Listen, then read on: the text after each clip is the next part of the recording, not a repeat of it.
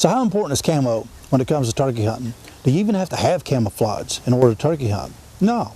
I'll be the first one to tell you that you don't have to have camouflage to kill a turkey, because back in the 50s and the 60s and the 70s, you know, people were consistently killing turkeys before there was a camo pattern on the market. Before there was mossy oak, before there was true timber, before there was real tree, before there was any of these patterns, people were killing turkeys in bibbed overalls and flannel shirts or blue jeans and a brown overcoat, and they were doing it.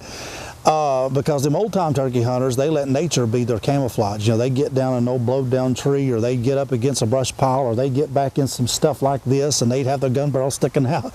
And boy, but that's not the best thing to do, really. I mean, it works sometimes, but that's not really the best thing to do, because, man, I'm telling you, I've been in that situation to where you'll be sitting in too thick of stuff, and you got limbs coming off of every direction from you, and you think that turkey's going to come straight out in front of you, and all of a sudden he pops out to your hard right or to your hard left, and you're just stuck because you can't move. You got stuff around you. You can't move. And you have to watch that turkey strut and gobble 20 yards from you in gun range, and he walks out of your life. Boy, that is not a good feeling, and believe me, I have done that.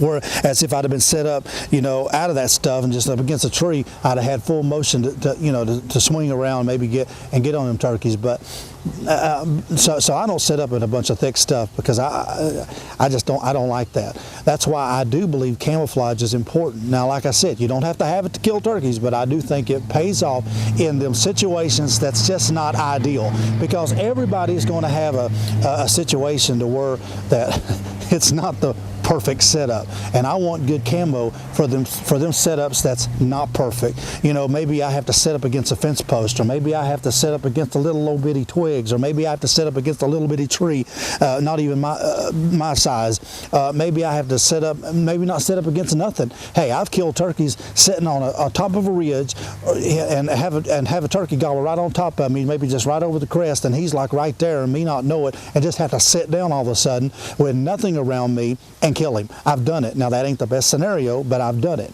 right? So, and I think that's where good camo comes into play, is for them situations that's not ideal. And I think it pays off. As far as what you like, well, everybody thinks their pattern's the best, or real tree, or mossy oak, or whatever. But I've been wearing mossy oak camo for over 20 years and don't plan on stopping, because I think years ago, I think they nailed it almost perfectly when it come to one thing that never changes in the woods. You know, you can go through different stages of spring. You go through early spring, like right now. You go out in the woods and it looks like November. It's still open. You know, it looks like it's still them wintertime woods. Your early spring. Then you go through kind of the mid spring where things are starting to bloom out. You know, it starts to get a little bit of green. And then you get late spring where it starts looking like summer. It starts really greening up, and we're still turkey hunting. But there's one thing that don't change in all them stages of spring, and that's a tree. Tree bark never changes. And this bottomland camo that I have, you just saw it in the first few seconds of this video. You know, you saw how that was just a shirt that I threw up against a tree, and you saw how it blended in, right? It just blends in so perfectly. And I guarantee you, if I'd have just kept walking back and zooming back and zooming back and if I'd have got out there where a turkey usually is at 25, 30 yards, and you'd have never seen that. You would have never seen that shirt. And hey, that's what I want, because that wasn't a big tree. So if I have to set up against a little tree like that, I want to make sure that I'm still concealed enough to where I can get by and maybe get a shot off on a turkey. So I think camo is important, and I think this camo here, why mess with the classic? Why mess with the wheel? Don't reinvent the wheel. Man, they nailed this years ago, and that's why I wear it. I wear it for deer, spring turkey season. I wear it early season, whatever. And there's other good camos on the market. You know, Mossy Oak's got a whole line. I wear all their camo because I love Obsession as it gets later in the spring. You know, like when all the green leaves are out. I love Obsession, man. I think Obsession is a great pattern. But this pattern here, it just never changes. And that's why I believe in it. Do you have to have it to kill turkeys? No, as I've already said. But it's not for I have to have it to kill turkeys. It's for them situations that is not the best situation, and I can get away with a little bit of movement. And I've actually, to God, and honest to God, I've had turkeys walk 6, 7 yards from me, almost step on me, hens and jakes, and I've had them walk almost right on top of me, and maybe not even set up very good, but just be real still, not bat an eye, and they might get a little bit nervous, but they just keep walking right on.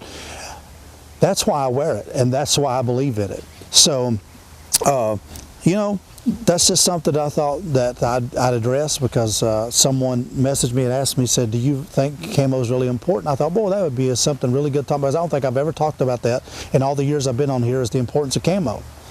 But again, you don't have to have it. Old timers prove that, but I sure think it helps.